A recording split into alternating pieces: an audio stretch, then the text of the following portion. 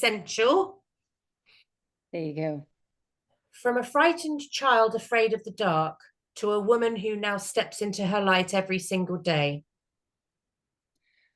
From a frightened child who was afraid of the dark to the woman who now steps into her light every single day. I see, hear, feel, and smell dead people, and I use that gift to bring love, truth, and healing to the living. I see, hear, feel, and smell dead people, and I bring that gift to bring peace and love and healing to the living. When we ignore our soul's whispers, our body will scream. Mine did, until I finally listened. When we ignore our soul's whispers, our body will scream. Mine did, until I finally listened.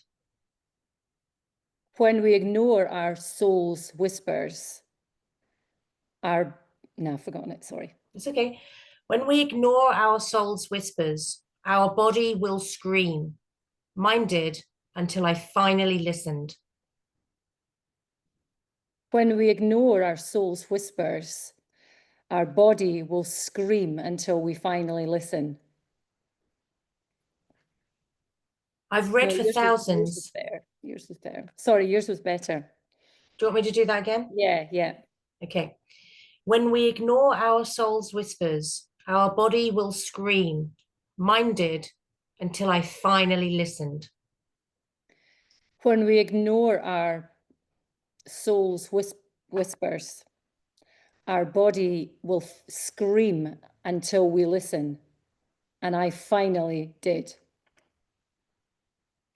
When we ignore our soul's whispers, our body will scream. Mine did, until I finally listened. When we ignore our soul's whispers, our body will scream. Mine did, until finally I listened. When we ignore our soul whispers, our body will finally... No, I'll start again. When we ignore our soul whispers, our body will scream until we finally listen. I've read for thousands, but I'll never forget the night a young girl came through flicking a light switch and freed her mother from years of guilt. I've read for thousands, and I'll never forget the night a young girl came through flicking the switch for her life support machine on and off to bring her mother healing after years of torment. I wasn't talking to the devil. I was talking to people's grandmothers, brothers, children, and giving them peace. I wasn't conversing with the devil. I was talking to those that we love, grandmothers, grandfathers, brothers, sisters, children, whose souls were still around us, bringing us love. They told me I'd end up in a loony bin, but Spirit had other plans for me. I was told I'd end up in a loony bin if I talked about this, but Spirit had much bigger plans for me. Yes, brilliant. So good. But I still like the way you said the other one. When I love that one and I can't get it out, and I love the way you wrote that. Do you want to try it again? Yeah, because I really like it. Okay. When we ignore our soul's whispers, our body will scream. Mine did, until finally I listened. When we ignore our soul's whispers, our body will scream until we listen. Finally, I did. When we ignore our soul's whispers, our body will scream. Mine did, until finally I listened. When we ignore our soul whispers, our body will scream. Mine did, until I finally listened. Nailed it. Thank you. Nailed it. I Brilliant. just loved the way that was written. I really felt it. It's interesting how that one was hard for me to say. Yeah, isn't it? Yeah, yeah, Yeah. yeah. Okay, cool. All right. Thank you. Oh, Wonder Woman. I love Wonder Woman. I've got a Wonder Woman mug. Whoop, whoop. She's the Yeah, best. it's either that or it's a great big mug saying, I need a hug. It's just always, I always need a hug. My kids will come up to me and go, do you need a mug? Do you need it? And I'm like, go on, squeeze me. Squeeze Yeah. me. Yeah. But if I say, let's have a special mummy hug, they know they're in trouble. And then they run away from me because I'm like, I'm going to get you. Okay, so now we'll go into the interview section, and we'll just have an organic conversation. I'm going to be asking pretty probing questions, just to get those great pit patches of what you're saying. But obviously, Alice, anything you're not comfortable with, we won't go with. I want you to be completely confident and happy with everything you get. Okay. Okay, I'll start now. Hi, and welcome to another author interview for the Backyard Peace Project anthology, Finding Peace Through Struggle. And today we're joined with such a gifted, wise, wonderful woman, Alice Terry, who is part of the Backyard Peace Project and part of this anthology. And we are just absolutely thrilled to have her. So, Alice, thank you so much for being part of the project, for being part of this amazing book, and for carving out the time to talk to me today. No problem. Thank you. Thank you for having me. So, your chapter is quite vulnerable and courageous. Thank you. And you're talking about things that are very, very different from what we would say are everyday experiences, right? So it's quite out there, what you've experienced in your lifetime. It's the stuff of movies, right? We've watched a lot of movies about it. And so to meet somebody who actually lives in this light, as you'd like to describe it, when did it go from being scary to being embraced as part of your existence, of your experience, of your mission? The doing a reading for one of my friends when I was younger, her grandmother came through, and it's to feel that energy of unconditional love from a complete stranger. I mean, the girl in front of me was in tears. I was young and I was feeling, oh my gosh, I'm making her sad, or I'm making them sad. But the love that I felt, and it's like this warm, goosebump, fuzzy feeling. And it was from the tip of my toes to the top of my head. And it felt like someone had put a massive blanket around me and gave me a huge hug. And that's when I knew that I was never needed to be afraid of the dark. And I had to learn that this was a good thing. And I was Amazing. young, yeah. And so you managed to make peace with your gift, right? Which is huge. It's phenomenal. As I said, it's the stuff of movies. How did you manage to navigate the feelings of those around you as you were embracing your gift? It took a long time. It did take a long time. And it wasn't until after I'd been sick with the birth of my first child and spiraled into postnatal depression. I It was at that moment when I went to see this spiritual psychologist. I knew I couldn't just go and see anybody. The spiritual psychologist had a beautiful way of actually helping me visualize coming out of the closet and realizing that everybody, she said to me, you could have 100 people in the room and ask them their opinion of what you do. She said, and one day they'll all say, oh, she deals with the devil, she's a fake, she's a phony, she's this, she's that. She said, we can ask another 100 people the next day and they'll all say, oh my goodness, she's a gift from God. She's amazing. How does she do that? She said, it really doesn't matter. All that matters is that in your heart, you know, and the feeling of that blanket, she said, you know that that is real. And just because someone else can't understand that, you know, she said, there's nothing you're ever going to do to change them. That's where they're at in their journey, and it really doesn't matter. And that's what I've stood by. It really doesn't matter, because nobody knows what it feels like to have that blanket, as I said, around me. And I know how amazing that feels. So if anyone else doesn't want to get it and they want to judge me, then that's okay. I'm not for them. It really doesn't matter. They'll find their own peace and their own path another way. And what you've just said is so profound for every area of our lives. Yeah, it is. I mean, until we come home to ourselves and know ourselves deeply, truly, and lovingly, Yeah. We can't be detached from the opinions of others. And No, what that's you're right. saying is come home to yourself profoundly Yeah. and trust yourself profoundly. And once you're in that truth, everything else sort of bounces off of you because you're just living authentically as you. Yeah. Yeah, absolutely. You can't live So as anybody else.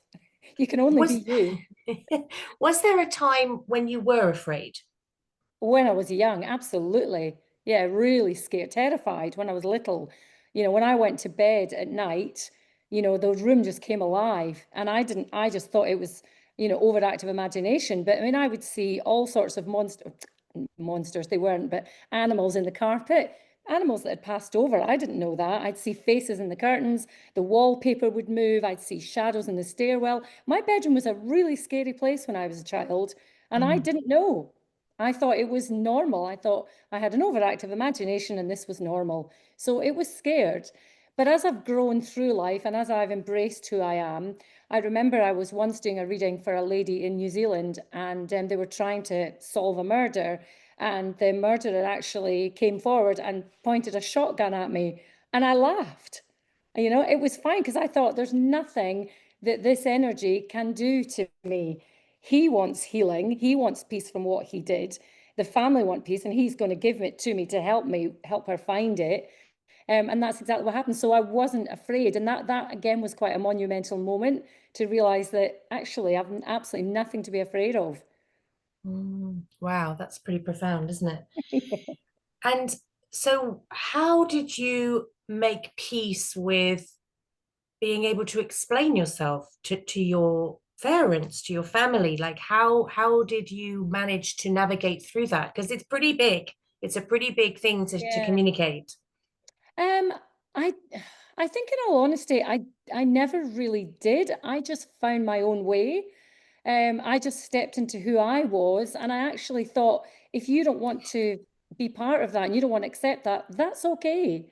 I Mm, mean, my mother was, when I told her something that I'd done much later in life, when I was setting up business on my own, and she actually, her words even then, and I'm like in my 30s, then she said, "Are you allowed? You allowed to do that?" So my mum and my dad were very small-minded. My dad was a beautiful man. My mum was very small-minded because she comes from a little town, and that's okay. My mm, brother and my sister's very, very supportive, always embraced it.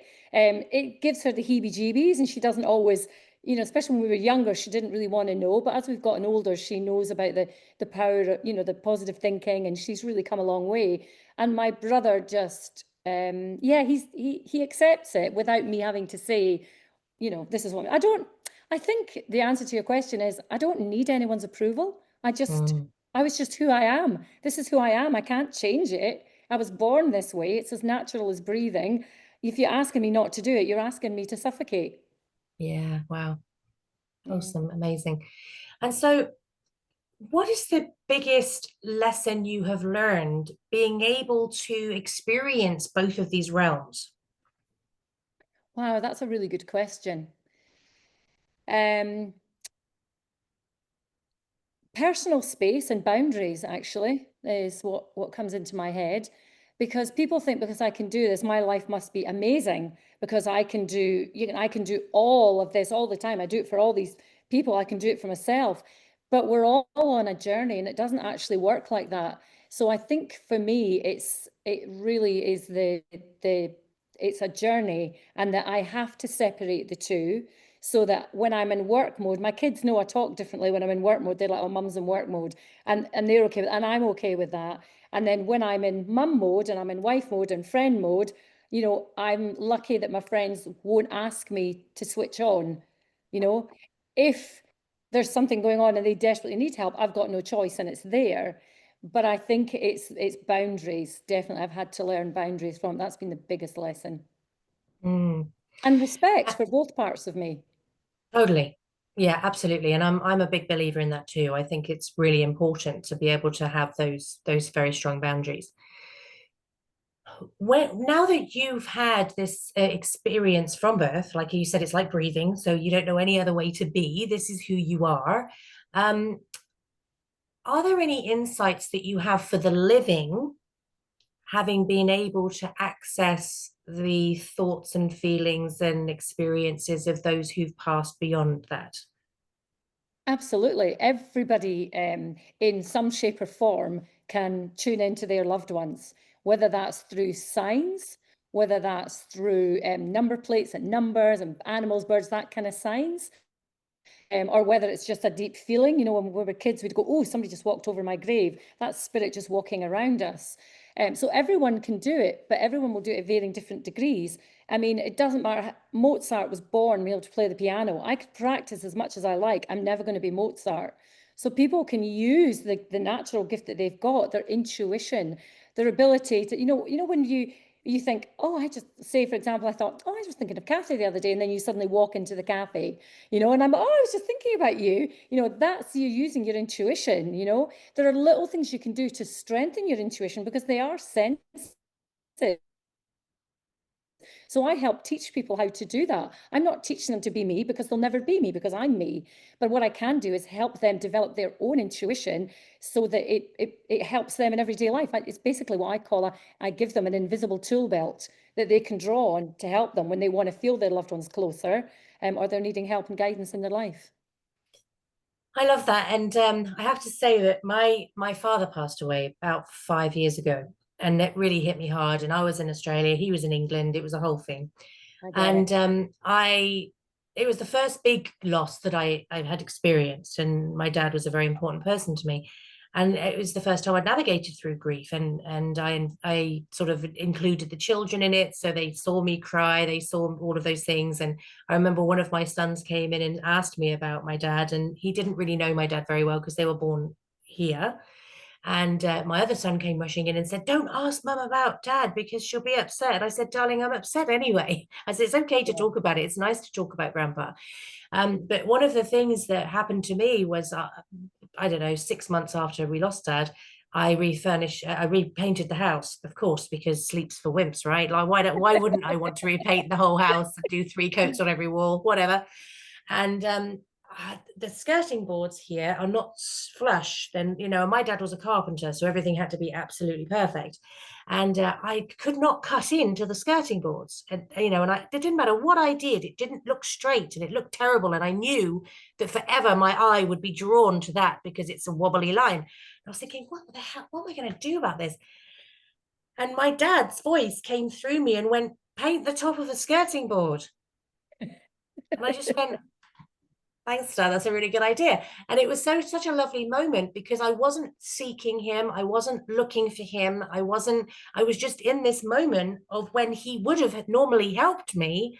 And he came through and just went, "Paint the top of the skirting board." I was like, "Oh my God, that's a great idea," because then it looked great. And so those sorts of things. And, I've had feelings like, I remember baking in the kitchen one day, and I can't remember what exactly I had a block of how I was going to do something. And my grandmother came through and said, "Well, you got to do this, this, and this." And I was like, "Oh, yeah, that makes sense." And that was strange because my grandmother wasn't a big part of my life, because my grandmother actually lived in Australia and I was born in England.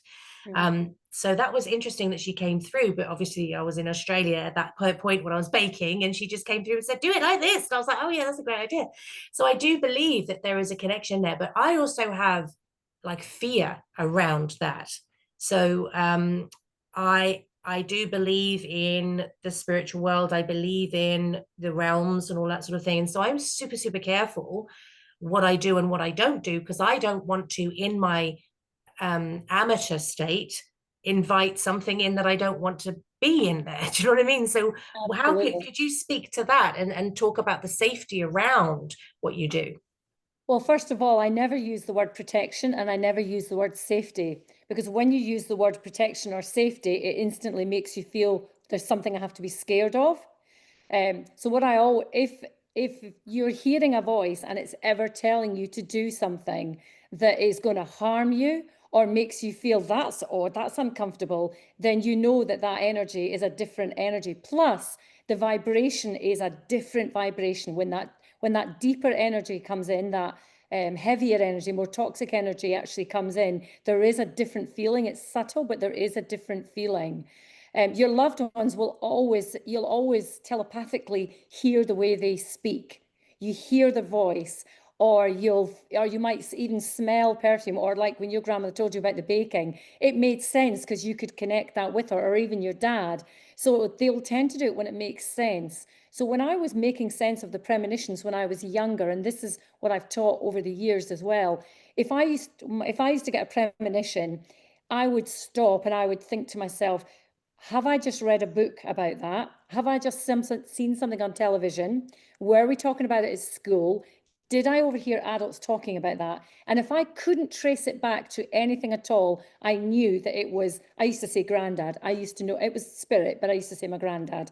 It was coming from the right place. And whenever I made that connection, then I'd get that warm, lovely blanket feeling. So there's a difference between the lovely warm blanket and the, oh my God, I feel nauseous, I feel sick, that's not right. Because if you think of when you meet people in the street, you meet people face to face, there are some people that you meet and you just want to hug them and you just know, and there's others that have almost got get stuff tattooed across their forehead because they're so wrapped up in their own trauma. So you can feel the difference when somebody doesn't want to talk to you and when somebody does. So it's a bit like that, to be fair. Mm. But if you are fearful, then you will bring in heavier. You don't have to, but you can bring in fearful energy, and then you can be putting out more fearful thoughts.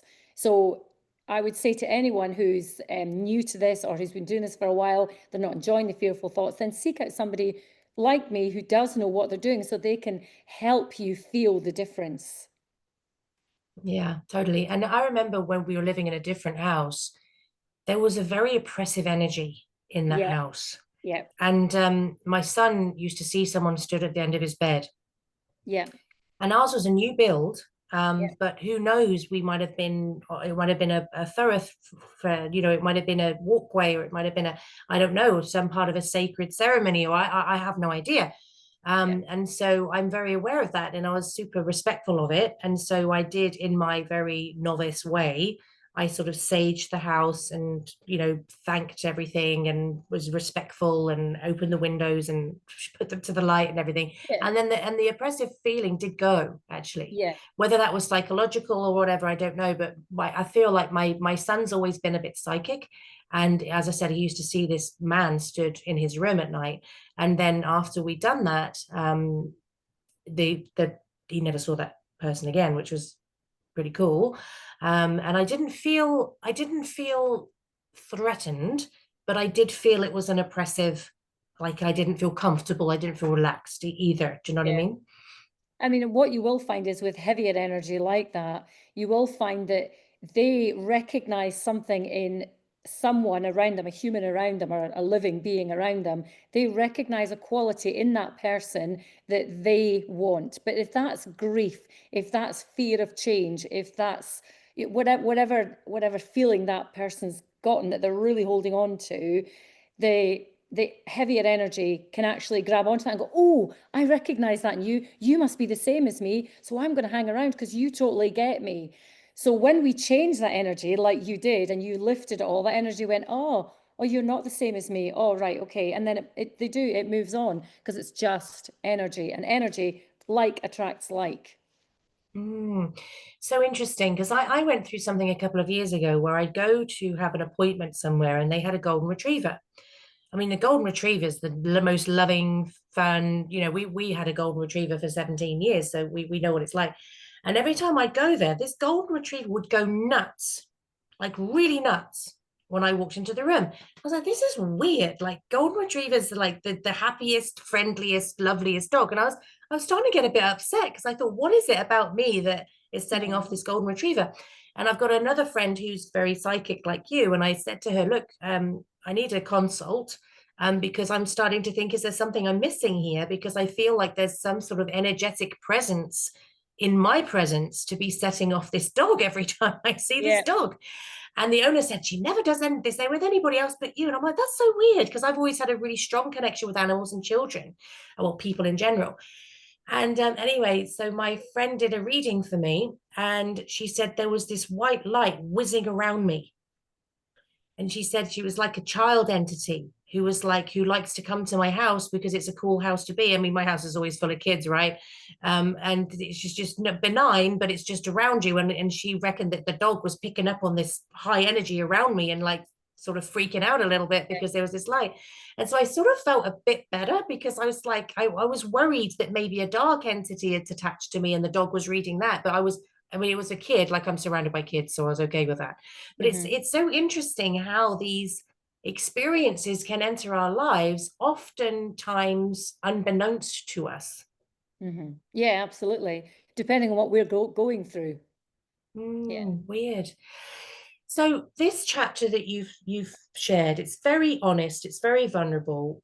What is it about now? Why is the time right now for you to be sharing this chapter with the world? And I think loads of people are going to really find your chapter so hopeful and enlightening and a really beautiful read. So why is it that you felt like you wanted to share this with our readers?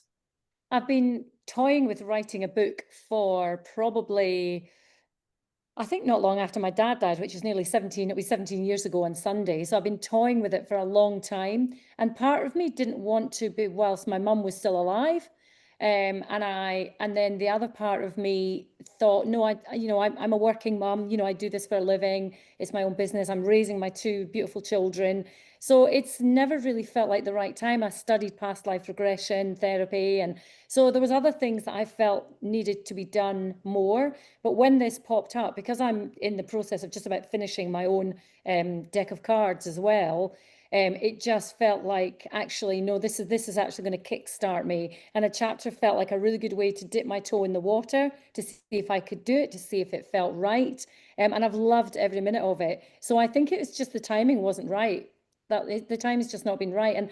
And whenever it's meant to be, I've found in my life, every time I get an obstacle and it's stuck, and a lot of people feel this, it's a good thing to remember when you've got an obstacle and you're trying to push it, what they call a closed door.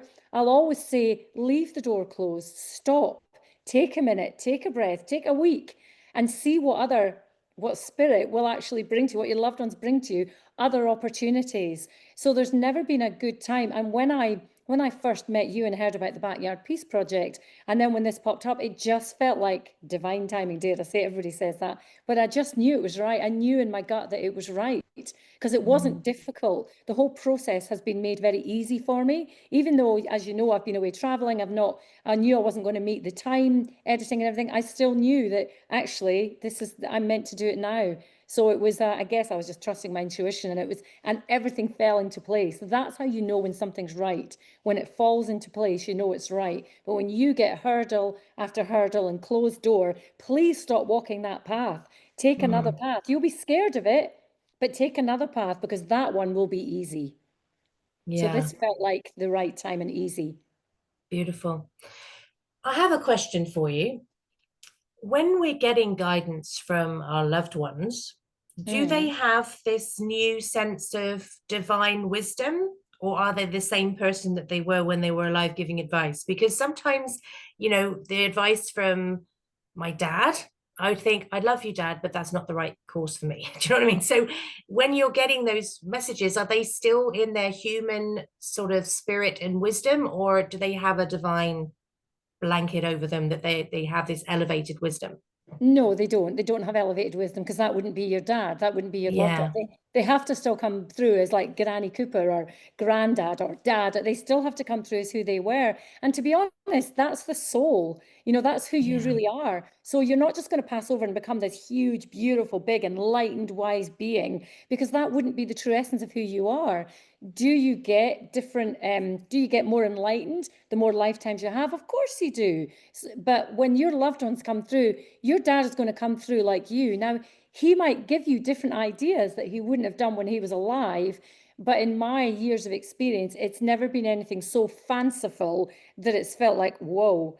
That kind of information for me is when I'm tuning into spiritual guides, maybe angelic energy, different energies. That's when I go into like channeling mode, and I'm saying words that I don't normally use. I'm using language that I don't normally use. I'll write it differently. That's when it's more of a spiritual guidance rather than your loved ones. So there is a Mm, difference because a lot of people think that their dad or their mum or their granny or whatever is their spirit guide. And it's a misconception. It's not. You have a team of spirit guides or a spirit guide, and you have your loved ones. The loved ones will give human experience advice because they know you, they've lived a human experience, they understand it. Whereas your spirit guides and that cohort, if you like, are going to, they give it to me in a way that I'm like, wow, okay, that's new, that's different. And it's usually when I'm like writing or I'll just suddenly start channeling, and you can tell the difference with me anyway.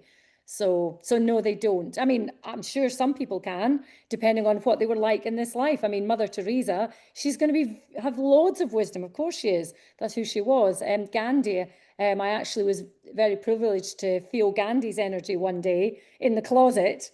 And it was an amazing experience. It was very brief. And that was that was huge because that's who he was. So it's who you are is what comes through. But if you're a narcissistic, horrible, nasty person and you led a terrible life, you're not going to come through as a nasty person because one, I wouldn't talk to them anyway. I'd be like, well, no, you're not welcome here, or words to that effect. But they could bring that through and say, look, I was a true narcissist. This is why I did it. I'm not making excuses, but this is why it happened. This is what I've learned from it. So the soul gets learning, but they're not expecting the living to forgive them because that's, their lesson. And you did speak to the spirit guides. So how can somebody strengthen or open the door to allow their spirit guides to communicate with them? Because sometimes I feel like my spirit guides going, God's sake, listen. Do you know what I mean? Like, what Yeah, is she yeah, doing? So yeah. how can we just slow down and open ourselves up to that guidance? Exactly what you just said. Slow down and open up to that guidance. That's what Right. it's all about. They're not going to come to you when you're running at 100 miles an hour. And what tends to happen is people then start to have vivid nightmares or vivid dreams. And spirit will try to communicate with you in your dreams because you're not listening during the day. So they will do things to get your attention, which is why I talk about it in your body as well. Because, clearly I was scared for a long time. I was in the closet. And it wasn't until I started listening to my body and spirit were turning that volume up. They were going, right, you're still not listening. We're going to make this is going to be really hard for you. We're pulling the rug out from underneath you, and this is going to be really bad till you listen.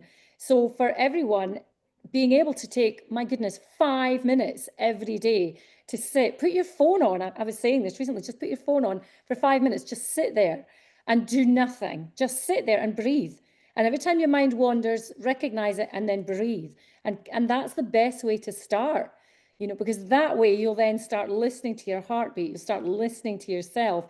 And that's when your guides can come much closer and go, finally, right, now you're going to listen. And what you'll find is that 5 minutes isn't long enough. So you push it out to 10. And before you know where you are, without having to do it, you're sitting for 20 minutes going, this is my 20 minutes, guys. Sorry. And it works.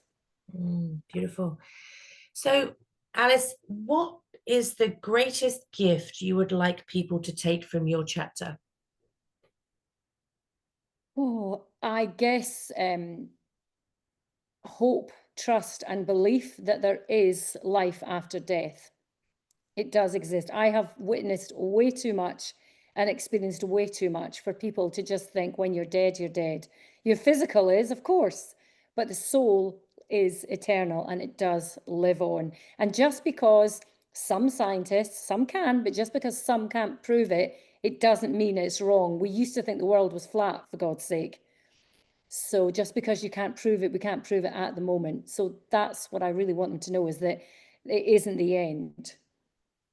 Beautiful, beautiful. Well, Alice, you're an amazing person. I consider myself very, very lucky indeed that you're part of my orbit. So thank you so much for everything. You speak and lead with such heart, and I really appreciate that about you. So thank you so much for being part of this. Thank you so much. I really appreciate that. That means a lot. Thank you. Thank you, everybody, for joining us, and we will see you next time.